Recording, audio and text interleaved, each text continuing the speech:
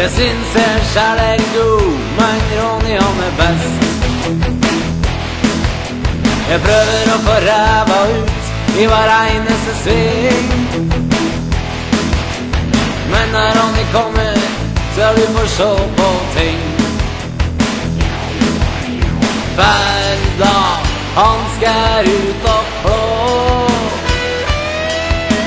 platsjern, ja det gir noe.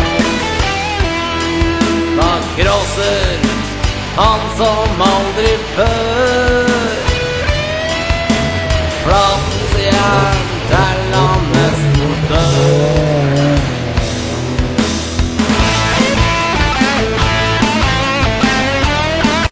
Han har den fineste vogna på campingplassen. Vogna mi, den kaller han utedassen. Fortelte han har aller størst, og det var han som kjøpte gassgrillen først.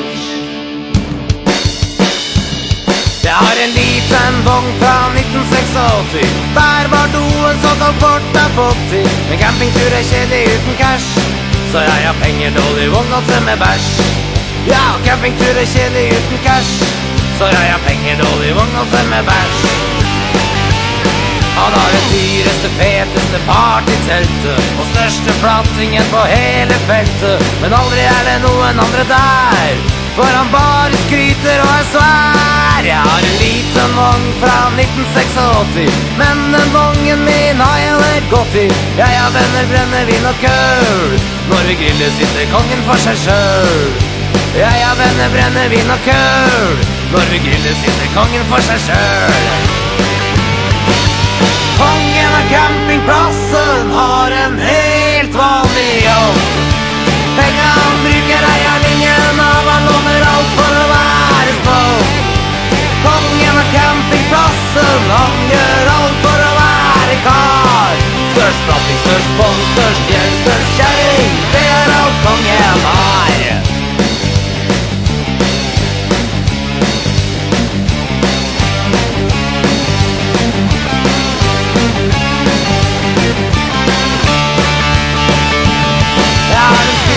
Vognen på campingplassen, det er den som kongen kaller utedassen.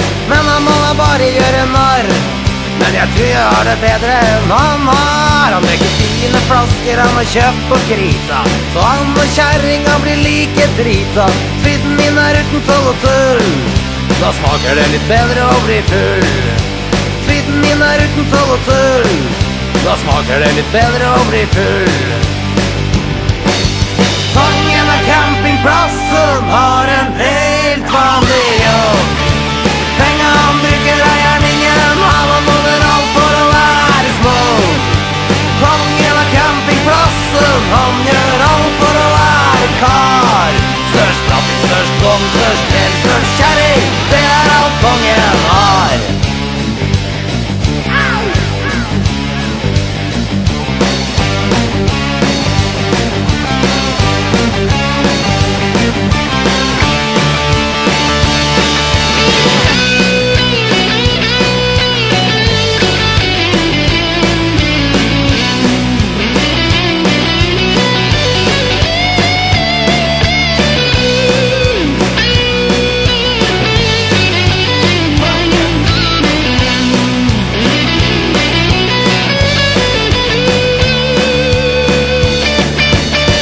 Kjøpt kævert, i fjor han kipp, og Volvoen han kjørte har han byttet til Jeep.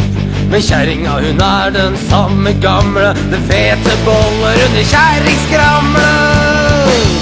Kongen av campingplassen har en helt vanlig jobb.